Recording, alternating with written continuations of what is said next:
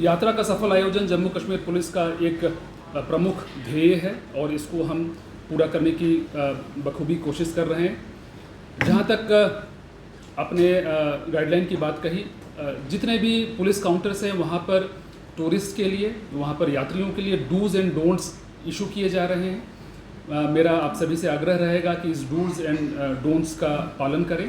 और जहाँ तक आपने संपर्क नंबर की बात की, तो पुलिस कंट्रोल रूम के नंबर जो हैं ये ऑलरेडी पब्लिसाइज्ड हैं।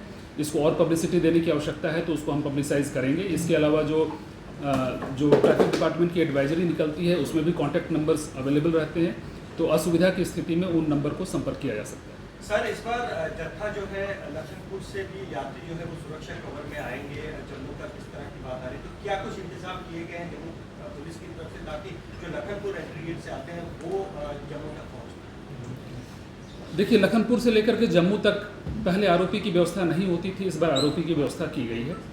वहाँ एक हमारा यूटी एडमिनिस्ट्रेशन की ओर से एक रिसेप्शन सेंटर रहता है जहाँ पर यात्रियों का स्वागत किया जाता है, उनको RFID कार्ड्स इशू किए जाते हैं।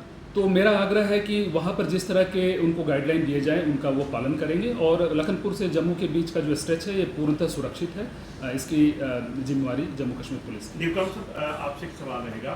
देखिए, लंगर में खाने की व्यवस्था में जो कह रहे हैं आप, वो फूड सेफ्टी के तरीके से इंतजाम किए जा रहे हैं, क्योंकि कहीं पर भी मौसम जो है मानसून सीजन है, गर्मी का मौसम है, तो प्रॉपरली हम फूड सेफ्टी के इंतजाम करके खाना चाहे को किसी भी तरीके से फूड में कोई किसी तरीके का ऐसा ना हो क्योंकि मौसम के कारण। दूसरा, जहाँ तक रहने की व्यवस्था की गई, मैंने आपको पहले बताया कि हमने 106 लॉजमेंट सेंटर बनाए हैं जो कि लखनपुर से लेकर के बनिहाल तक है, जिसमें कि 50,000 लोगों की रहने की व्यवस्था है।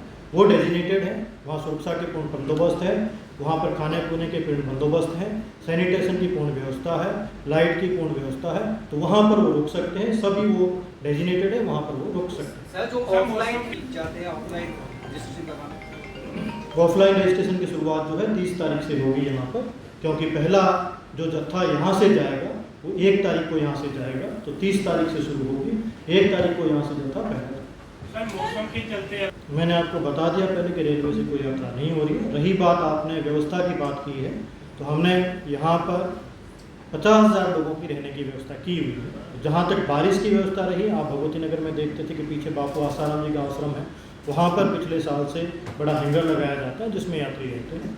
रजिस्ट्रेशन सेंटर में भी हम वाटरप्रूफ टेंट और हैंगर लगाते हैं जिससे यात्रियों को बारिश में किसी तरीके का जो तकलीफ ना हो। उसके अलावा चंद्रकोट का जो एलजी साहब की तरफ से, श्री अमरनाथ जी साइन बोर्ड की तरफ से 3600 लोगों की रहने की व्यवस्था की गई है, वो पूर्णतः वहाँ पर है, जहाँ पर कि पूर्ण उसमें बंदोबस्त है, सब कुछ है वहाँ पर है। उसके अलावा लांबर में 2 सालों से मैंने पूरी व्यवस्था की है कि वहाँ पे 3 से 4,000 लोगों के रहने की व्यवस्था है। रेंट सेंटर बनाए हुए हैं, लंगर है, वहाँ पर सैनिटेशन की सुविधा है, सुरक्षा के बंदोबस्त है, सब कुछ वहाँ पे किए गए। जहाँ तक रही जम्मू शहर की बात, जम्मू शहर के अंदर हमने 17 से 18,000 लोगों के रहने की व्यवस्था की गई है, जो कि सरकार के जो लॉजमेंट सेंटर हैं वो, उसके अलावा सामाजिक संस्थाओं से मिलकर के भी किए गए हैं। सभाएं हैं, मंदिर हैं, जैसा कि आपको पता है कि राम मंदिर में साधु लोग रुकते हैं, गीता मंदिर है, अग्रवाल सभा है, महाजन सभा है, सब जगह हमने पूर्ण व्यवस्था की गई। यात्रियों के रुकने की बारिश के अंदर पूर्णतः व्यवस्था। उसके अलावा यदि जम्मू में हो जाता तो कठुआ सांबा में भी पूर्ण व्यवस्था की।